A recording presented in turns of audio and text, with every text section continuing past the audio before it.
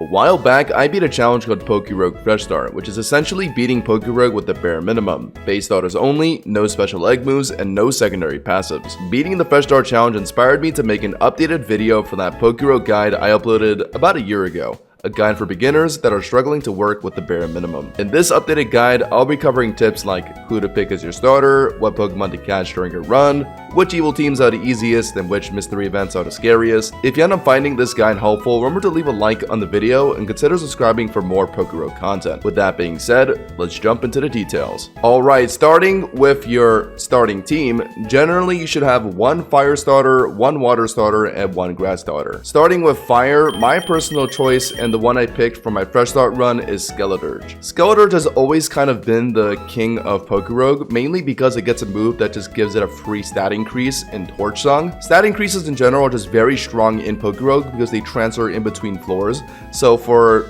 basic floors that aren't like trainer fights and like boss fights, etc., you never have to worry about really losing because you just have like +6 special attack from Skeleturge spamming Torch Songs. So you never really have to think about those floors, and that's a pretty nice luxury to have. So Skeleturge sweeping a Torch Song plus the ghost typing is generally just very useful in PokeRogue because you get to resist poison. A lot of the evil teams, which we'll talk more about later, the G-Max Garbodor event, which we'll also talk about more later, and the big bad of PokeRogue Eternatus are all mons that utilize poison type moves.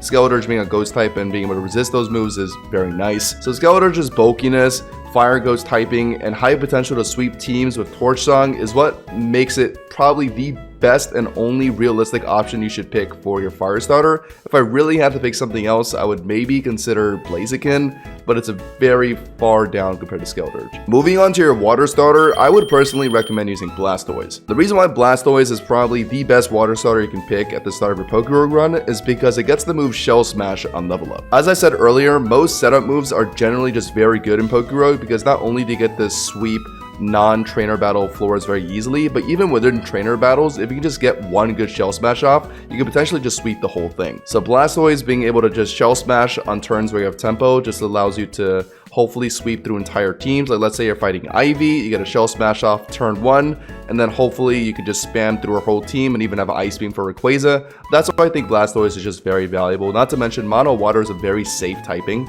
so you're never really too threatened by enemies that aren't grass or electric types. But if I couldn't pick Blastoise, I guess I would settle for Empoleon. Empoleon is pretty good. It gets a water steel typing, which is actually a very great typing for walling Rayquaza and Eternatus. Looking at Eternatus, you're immune to poison, you resist dragon, and you're just neutral to flamethrower. You're not weak to flamethrower, thanks to also being a water type. Same thing for Rayquaza. You resist flying, you resist dragon, and you are neutral to whatever V-Crate or flamethrower might have. So Empoleon is a pretty decent option. It's not really as much of a carry, right? It's just a Pokemon you'll have in the back and just kind of like throw it in and tank hits. But there's a lot of Pokemon like that you can catch in the wild, which is why I more prefer Blastoise over Empoleon. So yeah, that's water starter options. Now looking at grass starters, there's only really one option you should look at, which is Venusaur. Venusaur gets the move Leech Seed, I believe, on level up, and you can get Protect. I don't think on level up, but it's a pretty easy TM to find. Leech Seed Protect is a very vital combo in PokeRogue because Eternatus is a very giant boss that gets whittled down by chip moves. So Leech Seed, having that as on one of your starter Pokemon is just very nice, which because it means you don't have to go look for it when you're going through your run. Not to mention Venusaur, similar to Blastoise, gets access to Mega Evolution, which is just very good, right? Like any Pokemon that can Mega is generally just better than Pokemon that can't because Megas just get such good stats. So Mega Venusaur can not only be your Leech Seed DOT that you need for Eternatus, but it's also just very solid as a Mega Pokemon. It could potentially sweep teams for you. So yeah, those are the 3 starters I would take every time in a PokeRogue run. Skeleturge, Blastoise, and Venusaur. 2 of them get access to Megas. If you get lucky with like Mega Bracelets and Mega Stones, you could potentially have 2 Megas on your team. And then Skeleturge is just really good on its own. Torch Song and all that. This is the team I actually used to win my PokeRogue Fresh Start run. So speaking from experience, Skeleturge, Blastoise, Venusaur just seems to be the way to go.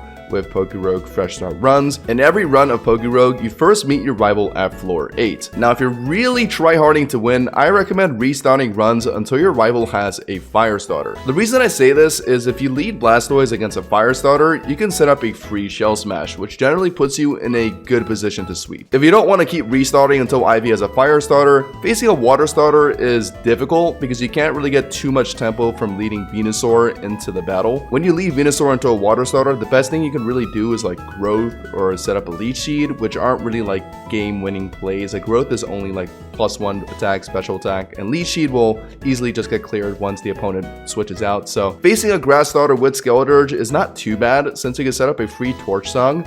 But if that Pokemon that's switching in outspeeds or even threatens Skeleturge, you're realistically forced to swap out and you'll lose that tempo that you gained from using Torch Song. This will happen much less if you're using Blastoise and you're leading into a Fire Starter, which is why I'm emphasizing that you should restart your run until your rival has a Fire Starter, if you're really trying to win. Rival battles happen on floors 8, 25, 55, 95, 145, and 195. Floor 95 is when they start to Terastallize their starter. Floor 145 is when Rayquaza appears, and floor 195 is when Mega Rayquaza appears. Keep in mind, Rayquaza by itself is quad weak to Ice, and Mega Rayquaza is only double weak to Ice because of the ability Delta Stream. While we're at it, let's talk about the other important floors in PokeRogue. Floor 35 is the reveal of which evil team you're fighting. Floors 62 and 64 are more battles against grunts, and floor 66 is a battle against a team admin. As scary as this may sound, admins aren't much stronger than grunts, so don't worry about them too much. Floor 112 is yet another battle with a grunt, and floor 114 is a battle with a team admin. When you reach floor 115, that's your first battle with the team boss. The team boss usually shows one of their aces during that 115 fight, and depending on the boss, that Pokemon can be pretty problematic. Floor 165 is the final battle with the team boss. This battle can have varying difficulty depending on the boss you're facing. After defeating the evil team of the run, floors 182 through 190 is the Elite Four plus the champion. They're strong, so remember to heal up between the battles. That's all I really got to say about that. And finally, floor 200 is the Eternatus boss battle. Because Eternatus is one giant boss, use Venusaur to slowly chip it down with Leech Seed. Eternatus can't swap out, so it's just a matter of time before it dies. Pokemon like Garganacl and Gengar are also very good for chipping down Eternatus, but we'll talk more later about catching teammates. Alright, because I know you guys are going to ask, here's a quick breakdown of each evil team. If you see Team Rocket, I would restart your run. Giovanni has a Tyranitar, Mega Kangaskhan, and Mewtwo, which are some of the strongest bosses in the game. Yo, Future Josh here. So apparently Giovanni's team was changed in a recent update. Instead of having a Tyranitar, he now has a Moltres, and his Mega Kangaskhan is no longer a boss with 2 health bars. Overall, I would say these changes make Giovanni way easier. Team Aqua is definitely the hardest evil team to face in PokeRogue because Skeleturge can't sweep against any of their water types. Not only that, but Archie has a Kyogre at floor 165 and it's almost impossible to beat. Team Magma should be relatively easy if you can shut up Shell Smashes on Blastoise. Maxie has a Groudon at floor 165, but Blastoise should be able to handle it, so Team Magma overall isn't too bad. I've never fought Team Galactic before, but I heard that Cyrus has either Dialga or Palkia for his boss fight. That doesn't sound too difficult to me, so I'd say Team Galactic is on the easier end of evil teams. The Team Plasma Grunts use a lot of Dark types, which will be very annoying for your Skeleturge. And at floor 165, Ghetsis has a Kyurem, Genesect, and sometimes Iron Moth. Kyurem destroys all of the fire, water, and grass starters on her team, so I would try to catch a Goldengo or Garganacl before this fight with Ghetsis. In my opinion, Team Skull is the easiest team in the game. Guzma just has a bunch of bug types, which is no problemo for Skeleturge. The only thing I would advise is to catch a Garganacl for his Mega Pinsir. It's the scariest ace on his team, but it shouldn't be a problem if you have a tanky rock type. The Aether Foundation Grunts use a lot of Psychic types, which should be good for your Skeleturge. Lucamine has Night Lego on her team, so I would advise leading Blastoise during the 165 fight, get a Shell Smash off in front of her Clefable, and hopefully sweep her team from there. Macro Cosmo should also be very simple. They mostly use Steel types, so Skeleturge can deal with them easily. When you get to Chairman Rose, the scariest Pokemon is a G-Max Kappa, so just use Blastoise to take care of that. Team Star used to be the easiest team in the game, even easier than Team Skull, but after Penny got Giga buffed, she's unironically the hardest boss in the game now. Penny has a G-Max Eevee, Zamazenta, and a boss River Broom that has Levitate. If you see Team Star at floor 35, just quit the game. Okay, now that I've explained every obstacle in the game, it's time to teach you guys how I beat this game with just the bare minimum. Starting with the most important thing, a run is very difficult to win without the map. The map is a great tier item that lets you choose which biome you're going to. Without this item, you just get thrown into a random biome. This is important because most Pokemon are locked behind certain biomes, meaning you can't just pray to God to find a Garganacl in the ocean. If you want to catch the best teammates, you're going to need a map to strategize a route. The route that I used to beat PokeRogue Fresh Start was Lake, into Construction Site, into Dojo, into Jungle, into Temple, into Ancient Ruin, into Mountain, into Volcano, into the beach, into sea, and then into the Ice Cave. If you take this route that I just listed, you can catch Gholdengo or Gengar in the Temple, Tinkaton or Alakazam in the Ancient Ruin, Garganacl in the Mountain, and Cetitan in the Ice Cave. But out of all these Pokemon that I just listed, which ones are the best? Because after all, there's only space for 6 Pokemon on a team. Gholdengo is a very solid Pokemon to have in the back. If you ever need to one-shot something or swap in a Steel type to resist Rayquaza, Gholdengo is your guy. Gholdengo also gets access to Nasty Plot, which can be a game-winning move if used right during tempo advantage. However, a step up from Gholdengo for me is Tinkaton. Not only does Tinkaton resist Rayquaza's stab moves, but she can also hit Ray for super effective damage. Combine that with Tinkaton's Swords Dance plus Gigaton Hammer combo, you have a Pokemon that's irreplaceable in almost any classic run. Cetitan is an incredibly underrated Pokemon for classic runs. It's an Ice-type Pokemon that gets Avalanche, which is an ice move that has up to 120 base power. This move combined with Cetitan's 113 base attack is a death sentence for Rayquaza, especially at 145. Alakazam is also very good. In fact, Alakazam actually saved my Fresh Start run at floor 195, so I'm forever grateful. The thing with Alakazam though is it's useless without Mega, which takes 2 rogue tier items to obtain. But even after getting Mega Alakazam is a glass cannon that usually gets stopped by bosses with multiple health bars. The only reason I'm really mentioning Mega Alakazam is because it's a strong psychic type that can deal with Eternatus. But there's better Pokemon for the job, like Gengar. Sure, Gengar is also a frail glass cannon, but Gengar gets the move Curse. As I mentioned earlier, damage over time moves are really effective against Eternatus because it can't switch out. Curse in particular is very strong because it deals way more damage than any other DOT. Even so, I would also recommend having a Garganacl on your team.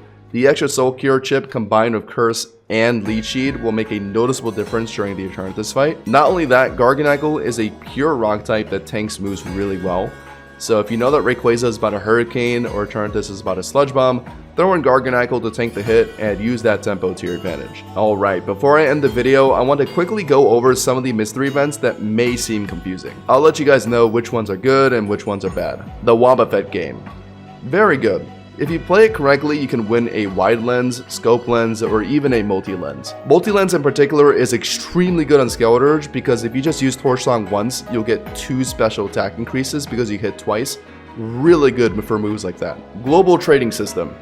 Very good. If you trade an ultra tier item, you could potentially receive a powerful item like the Mega Bracelet or Dynamax Band. Suspicious Dealer. Pretty good. I recommend buying the pricey deal and giving the vitamins to either Skeleturge or Blastoise. The only way this event really goes wrong is if you get the wrong attack typing vitamin for your Pokemon. For example, Dirge is a special attacker, so it wants calciums. If you get proteins on it, then it was kind of meaningless. Mysterious Challengers. Pretty good.